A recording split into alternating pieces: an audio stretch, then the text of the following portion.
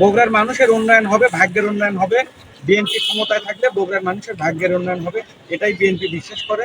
এটা সবাইকে বিশ্বাস করতে হবে এবং বগুড়ার জনগণকে বিশ্বাস করে আগামী দিনে তারেক রহমানের যে নির্বাচনী হবে, সেটা উপনির্বাচন হোক, সেটা জেলা পরিষদ নির্বাচন হোক, সেটা ইউনিয়ন নির্বাচন হোক, পৌরসভা নির্বাচন হোক, আমরা আশা করি বগুড়ার মানুষ ধান শীষের প্রতি তারেক রহমান যার হাতেই তুলে দিবেন, তাকেই বিপুল ভোটে বিজয় করে স্থানীয় নির্বাচন থেকে শুরু করে সব জায়গায় যেন ধানের শীষের প্রতীকের লোকের বিজয় করে।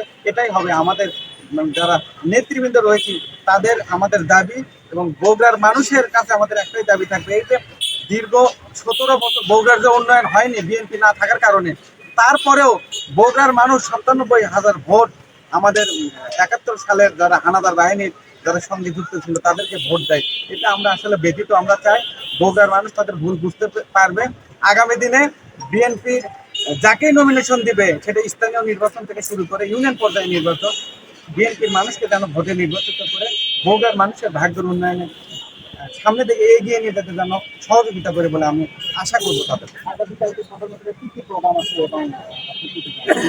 আগামীকাল আপনার তিনি সকাল 6টায় বাই রোডে আসবেন এবং সার্কিট হাউস থেকে তিনি আপনার আমাদের এই যে আপনার জজকোটে রেল বন যেটা তিনি উদ্বোধন করবেন। সেখান থেকে আমাদের আপনার পৌরসভায় যে আপনার মহানগর তিনি ফলক উন্মোচন করবেন।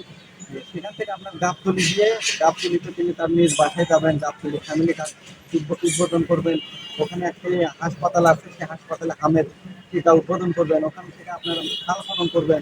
সেখান থেকে এসে আপনার আবার সার্কিট হাউসে এসে আপনার 4টায় আমাদের এই বগুড়া আলতাফন খেলার মাঠে ঐতিহাসিক তিনি ভাষণ দিবেন বগুড়ার মানুষের উদ্দেশ্যে। সেখান থেকে আবার আপনার আমাদের বায়তুল রহমান সেন্ট্রাল মসজিদে যাবেন, সেখান থেকে প্রেস ক্লাব উদ্বোধন করবেন।